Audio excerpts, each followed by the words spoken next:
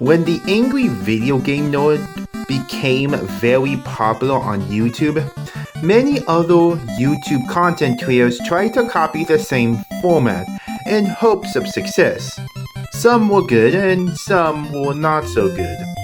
One of these copycat shows was the Irate Gamer Show. So some of you may have heard, but from my understanding, it's largely been forgotten by most people. Well, what if I told you that this little AVGN knockoff channel was more than meets the eye? It has an interesting story behind this channel. Sounds a bit crazy, but this story will tell you otherwise. So, sit back, relax, and load up your Nintendo Entertainment System, because today we'll be reading the story of the Irate Gamer Show.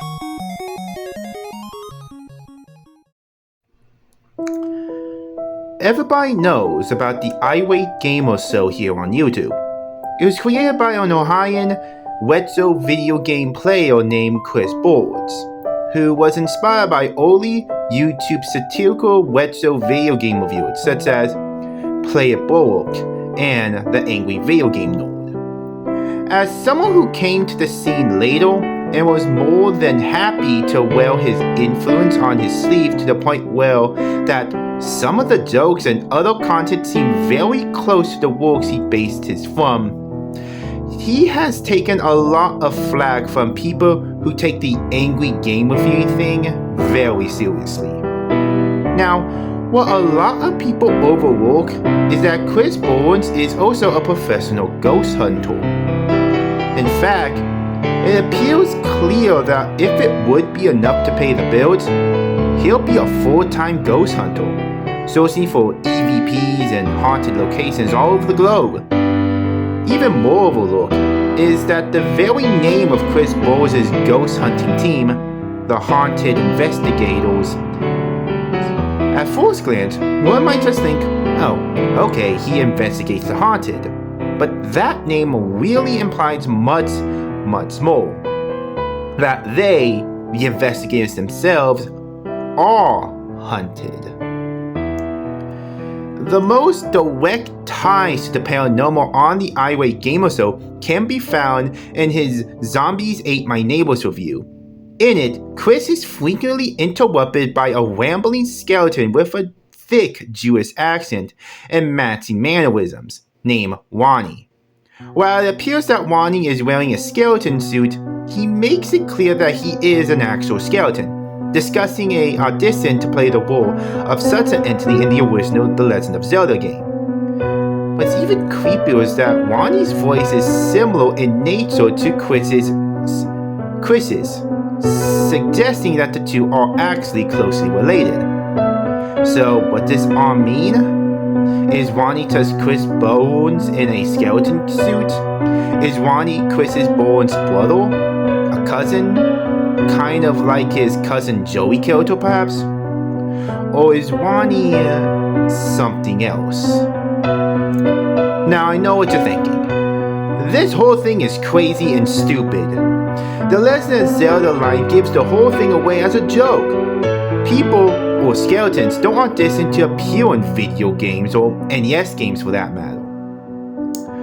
And with that, I'll say that you're right. You are 100% right. Wani is, in fact, nothing more than Chris Bones in a skeleton costume, and it's nothing more than a joke character. But that's just the character in the show. Here, let me explain something else. On June 6, 2006, the Dayton Daily News out of Dayton, Ohio ran a very disturbing story. It was about a Christonian man, seemingly in his 20s, wearing a button-down white-collar t-shirt, digging in the middle of a cemetery in broad daylight.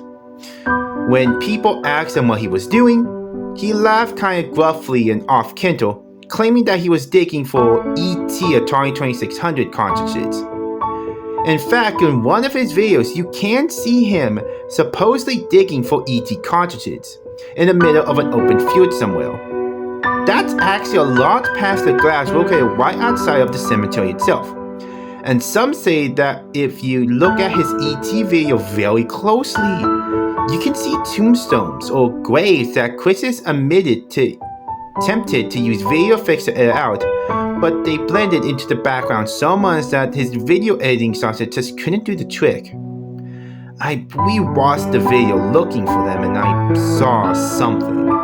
But going back to the newspaper story, there was no gravekeeper around during the time of day Chris was there. Some people consider calling it the cops or perhaps the cemetery themselves, but instead, one person figured he could become famous by having the Dayton Daily News come over and interview him while shooting footage of Chris. Before too long, there were two reporters, a man and a woman, present with microphones in hand, as well as a Dayton Daily news truck.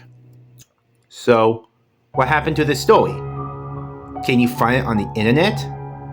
Well, I haven't. According to some internet forums I googled and Yahooed for, something very strange happened.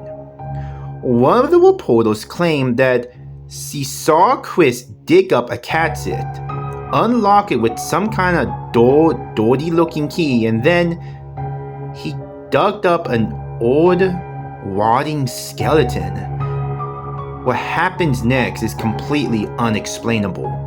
The news crew claims that the audio and video footage just turn out to be static, like the kind you sometimes see at the end of a VHS tape or on an old TV. Because no one would believe that they captured all this and just suddenly somehow lost all of it for paranormal reasons, they don't talk about it much anymore.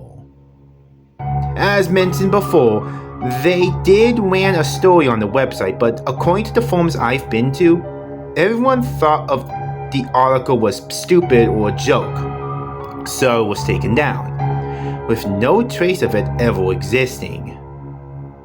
Again, I'm not saying that the Wani character on the Irate Gamer Show is an actual skeleton. I'm just saying that sometimes inspiration comes from some rather bizarre places.